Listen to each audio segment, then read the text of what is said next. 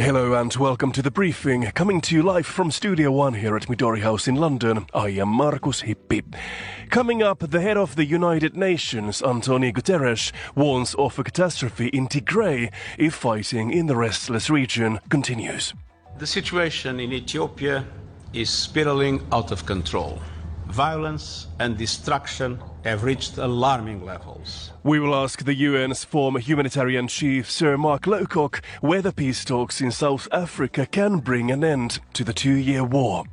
Also ahead, Julia Gellert from the Migration Policy Institute will be telling us about the Biden administration's carrot and stick approach to immigration, plus the latest business headlines, and Monocle's technology correspondent David Phelan will also tell us about the latest gadgets on the market. All that right here on the briefing with me, Markus Hippi. Peace talks aimed at ending fighting in the Tigray region of northern Ethiopia have begun in South Africa.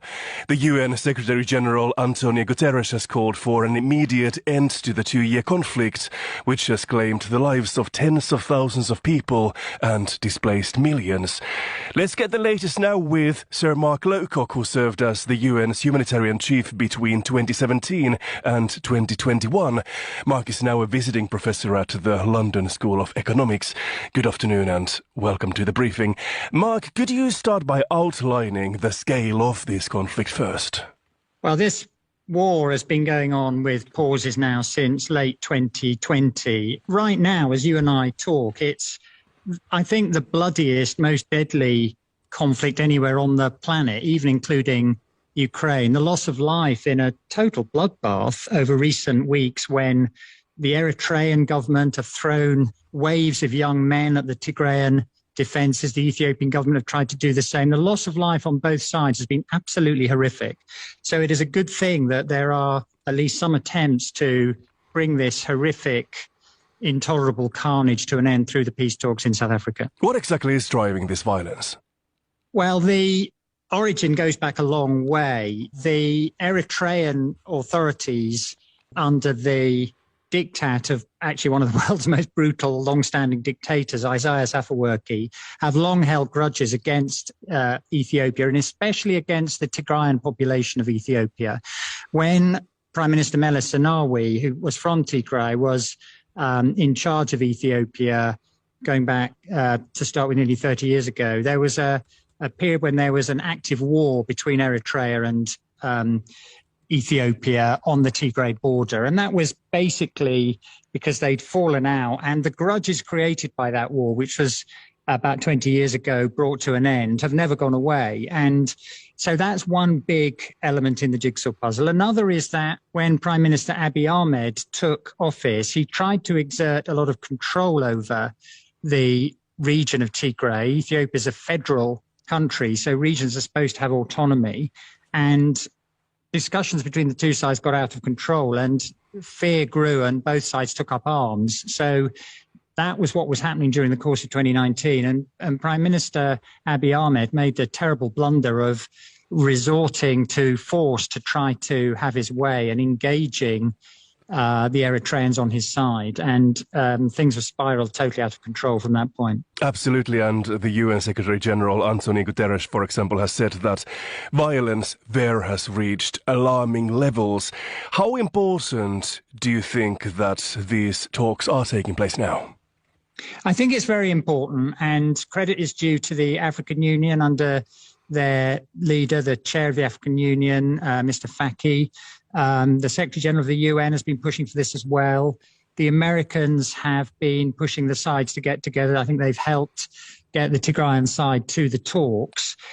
The talks have one big problem, which is the biggest kind of voice creating most of the trouble, who are the Eritreans under Isaias Afwerki, are not, to my understanding, actually in the room.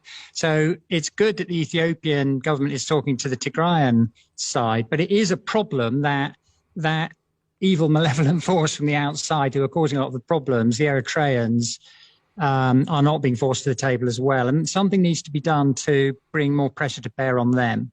What do you think that kind of pressure could be? Where could it come from? Well, it's very difficult to see actually. They're not particularly susceptible to Western pressure. They are reliant on a number of other countries, some in the Middle East. They buy arms, for example, from Turkey and elsewhere. They have long-standing relations with, for example, Russia and China. So there are countries who ought to be able to bring a degree of pressure to bear. And I think that given most of those countries also have a stake in Ethiopia, China in particular is a huge lender to Ethiopia, and Ethiopia's ability to service its debts to China will be called into question if this situation continues as it's been going long into the future. So those countries ought to ask themselves what their wider interest is in bringing this to a more peaceful situation, because there's a serious danger that what's going on now in Tigray could be a step on the way to the total fragmentation of Ethiopia, which would be hugely damaging, not just for Ethiopia, but for the region and for the wider world too. And that's really not in the interest of countries like China. So they have an interest in putting their shoulder to the wheel a bit more to help with this problem. What do you think different sides want in these talks, for example, and more widely? What does Tigray's People's Liberation Front want, for example? And even Eritrea, what does that nation want? I think what the Tigrayans want is not to be subject to a huge, what they, in their terms, they believe they're being subject to a huge attempted genocide.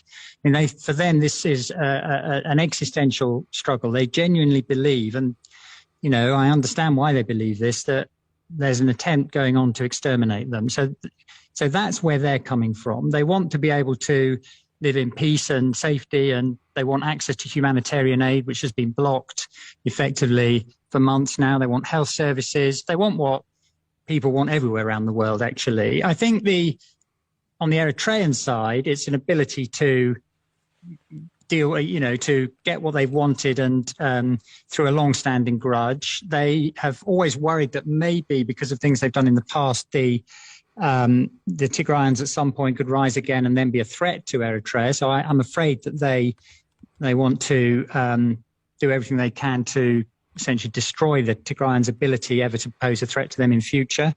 The Ethiopian government, I think, originally wanted to have more control from the centre on the outlying regions. I think that their view has evolved a bit, and they recognise that they're living in a federal system. Ethiopia is one country, but comprised of many, many nations, huge numbers of different ethnic groups. There are many other conflicts around the country. I think if they're smart, what they want is to calm things down across the whole country and build a new polity, a new way of working across the country, which gets a better balance between central control and local devolution.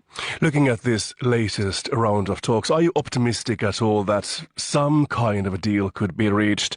At least this effort seems to be the most serious so far. It is the most serious so far. It's good that it's happening. Whether it works or not will depend on the pressure that can be brought to bear, I think, on the Eritreans. I think that's the key issue now. That was Sir Mark Lowcock. Thank you so much for joining us today.